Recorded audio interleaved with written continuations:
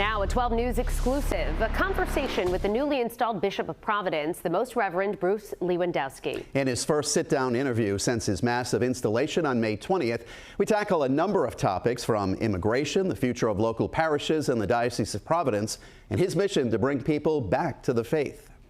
I am impressed at the faith of the parishioners and the dedication of the priests.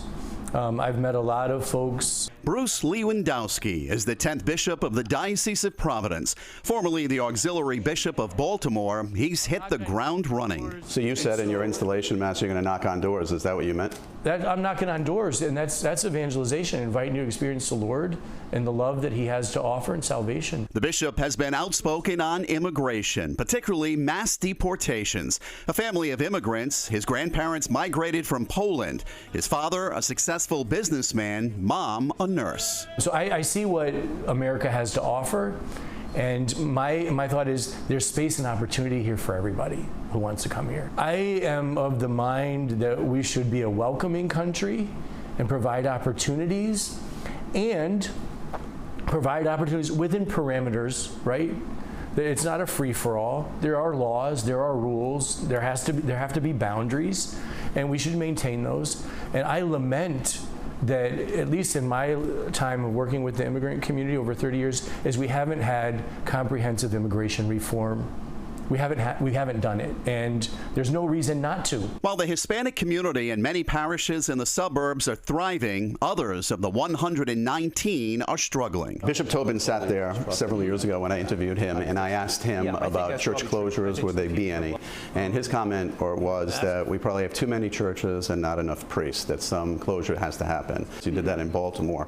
What do you see for the Diocese of Providence? Are there too many churches and a number need to close? I think most of us thought our parishes are forever. The mobility of people in society today, what we've learned all up in the northeastern corridor of the United States, is that a lot of parishes are not forever. People are moving in.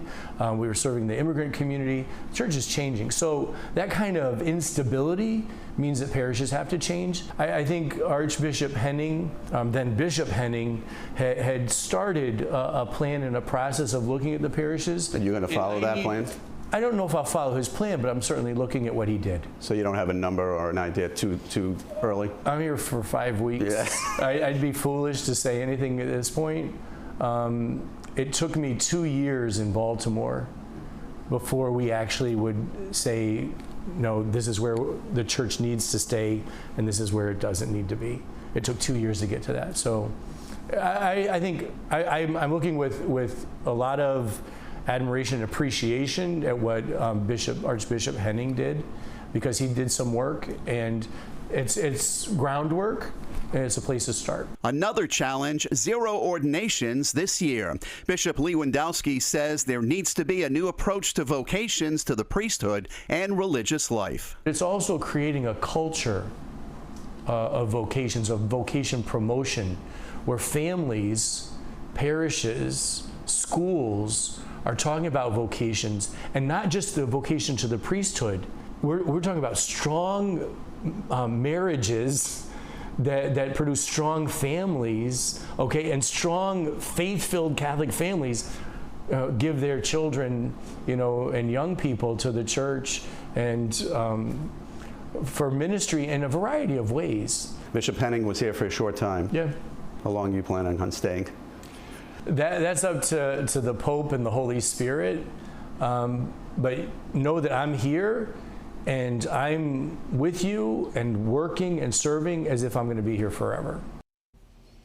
And our conversation continues tonight on 12 News at 6. The bishop's experience meeting with the victims of clergy sex abuse and his hope for the future of the Diocese of Providence.